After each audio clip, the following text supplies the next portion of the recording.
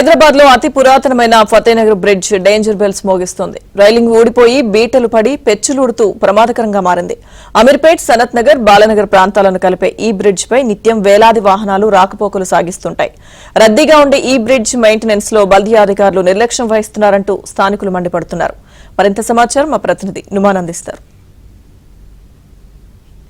Fatehnagar bridge ఈ పేరు చెబితే చాలు ఇక్కడ ఉన్నటువంటి స్థానికులు భయాందోళన వ్యక్తం చేస్తున్నటువంటి పరిస్థితి. దాదాపు 30 ఏళ్ల క్రితం నిర్మించినటువంటి హైదరాబాద్ నగరంలోని అతి పురాతనమైనటువంటి bridge Fatehnagar to Sanath Nagar bridge అని చెప్పవచ్చు. దాదాపు ఈ బ్రిడ్జిని విస్తరించాలి, సో ఇక్కడ ఫ్లైఓవర్ కొత్తగా నిర్మించాలి అనే ప్రతిపాదన ఉన్నప్పటికీ అది కేవలము కాగితాలకు మాత్రమే పరిమితమైనటువంటి పరిస్థితి. ఫలితంగా ఇక్కడ ఉన్నటువంటి స్థానికులు నిత్యం కూడా తీవ్ర అవస్థలు పడుతున్నటువంటి సిచ్యువేషన్ అయితే మనకు ఫతేనగర్ టు బాలనగర్ ఏదైతే ఇటు సనత్ నగర్ మార్గంలో మనకు నిత్యం కనిపిస్తూ ఉంటుంది. ఎక్కడికక్కడ కూడా ప్రమాదకరంగా మారినటువంటి సిచ్యువేషన్ ఉందని చెప్పొచ్చు. ప్రస్తుతం నేను ఫతేనగర్ బ్రిడ్జ్ దగ్గర ఉన్నాను. సో ఫతేనగర్ బ్రిడ్జ్ దగ్గర కూడా మనం చూడొచ్చు ఇక్కడ ట్రాఫిక్ ఏ విధంగా ఉంది ఏంటనేది కూడా చూస్తే మనకు అర్థమవుతుంది. ఇటు బాలనగర్ నుంచి ఏదైతే ఇటు సనత్ నగర్ కానివ్వండి, అదేవిధంగా ఇటు అమీర్పేట్కు వెళ్ళేటటువంటి వాహనదారులకు ఒక ప్రధానమైనటువంటి మార్గంగా చెప్పవచ్చు. సో నిత్యం కూడా ట్రాఫిక్ పద్మవ్యూహంలో దాదాపు కిలోమీటర్ల మేర వాహనాలు నిలిచిపోవడం అనేది ఇక్కడ జరుగుతూ ఉంటుంది. ఇక్కడ ఉన్నటువంటి స్థానికులు కానివ్వండి, వాహనదారులు కానివ్వండి నిత్యం నానా అవస్థలు పడేటటువంటి సిచ్యువేషన్ ఉంది. ప్రస్తుతంతో పాటు మాట్లాడడానికి ఫతేనగర్ కార్పొరేటర్ కూడా ఉన్నారు, వారితో కూడా మాట్లాడదాము. చెప్పండి, ఇక్కడ మీ బ్రిడ్జ్ దగ్గర పరిస్థితి చూస్తే మాత్రము చాలా ఎక్కడికక్కడ పెచ్చులూడిపోయింది, మొత్తం ఎక్కడికక్కడ ప్రమాదకరంగా మారినటువంటి పరిస్థితి ఉంది. సో ఏంటి అసలు ఈ బ్రిడ్జ్ సిచ్యువేషన్ ఏంటి? మీరు చూస్తుంది ఫతేనగర్ ఫ్లైఓవర్ నగరం నడిబొడ్డున ఉంది.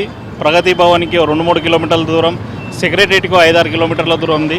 అయినా దీని దౌర్భాగ్య పరిస్థితి ఎదుర్కొంటున్నాం. ఎందుకంటే బీఆర్ఎస్ ప్రభుత్వ హయాంలో మాజీ మంత్రి తలసాని శ్రీనివాస్ గారి ఆధ్వర్యంలో, మా కుకట్పల్లి ఎమ్మెల్యే మాధవన్ కృష్ణారావు గారి ఆధ్వర్యంలో, ఇద్దరు ఆధ్వర్యంలో కేటీఆర్ గారి దృష్టికి సమస్యను తీసుకుపోవడం జరిగింది. ఎందుకంటే నగరం నడిబొడ్డులో ఉంది. మా ఫతేనగర్కి ఇయ్యాలడికి బస్సు సౌకర్యం కూడా లేదు ఈ దరిద్రమైన బ్రిడ్జ్ వల్ల అని చెప్పి తీసుకపోతే ఒక ప్రణాళికాబద్ధంగా ఆనాటి మంత్రి, మున్సిపల్ శాఖ మంత్రి కేటీఆర్ గారు ఫతేనగర్ ఫ్లైఓవర్ మీద కానీ ఫతేనగర్ కానీ ట్రాఫిక్ తగ్గియాలన్న ఉద్దేశంతో శివాలయం గుడిసెల వద్ద 50 కోట్లతోటి ఒక ఆర్యూబీని, 65 కోట్లతోటి ఫతేనగర్ ఎక్స్టెన్షన్ పనులని ప్రారంభించడం జరిగింది. అందులో భాగంగా రైల్వే ట్రాక్ వస్తుంది కాబట్టి 2 జాగాలలో రైల్వే అనుమతులకు కూడా ఫీజు చెల్లించి రైల్వే అనుమతులు కూడా తీసుకోవడం జరిగింది. దరిద్రం ఏంటంటే మా బ్యాడ్ లక్, ప్రభుత్వం రాలేదు కాబట్టి, ఇప్పుడు వచ్చిన ప్రభుత్వానికి చిత్తశుద్ధి లేదు కాబట్టి గత 13-14 నెలల నుంచి మేయర్ కానీ కమిషనర్ కానీ లెటర్లు ఇస్తూనే ఉన్నాం. దాదాపు అంత ప్రక్రియ కంప్లీట్ చేయడం జరిగింది. బీఆర్ఎస్ ప్రభుత్వ హయాంలో మీరు నిధులు కేటాయించి, ఉన్న నిధులను కేటాయించి ల్యాండ్ యాక్విజిషన్కి పనులు ప్రారంభించినట్టయితే తర్వాత బ్రిడ్జ్ ఎక్స్టెన్షన్ పనులు జరిగి ట్రాఫిక్ యొక్క సమస్య తీరి ప్రజలకు చిరకాల వాంఛ అయిన బస్సు సౌకర్యం కూడా కల్పించిన వాళ్ళైతామని ఎన్నోసార్లు వేడుకోవడం జరిగింది లెటర్ ద్వారా.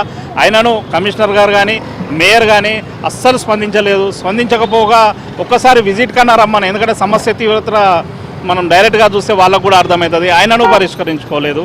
ఆయనను వాళ్ళను చింతంత అయినా కానీ ఒక చిత్తశుద్ధి లేకుండా ప్రజలకు మేలు చేద్దాం, ప్రజల కష్టాలను తీర్చుదామని ఒక .1 ఉద్దేశం కూడా లేదు కాబట్టి వాళ్ళు పట్టించుకుంటలేరు. సార్ 1995 నుంచి ఇప్పుడు 2025 వరకు నరకయాత్ర అనుభవిస్తారు ప్రజలు. కానీ గత జీడిమెట్ల, బోయినపల్లి అక్కడి నుంచి వచ్చే మొత్తం రహదారి నుంచి వెళ్ళే ప్రతి వ్యక్తి నరకయాత్ర అనుభవిస్తారు.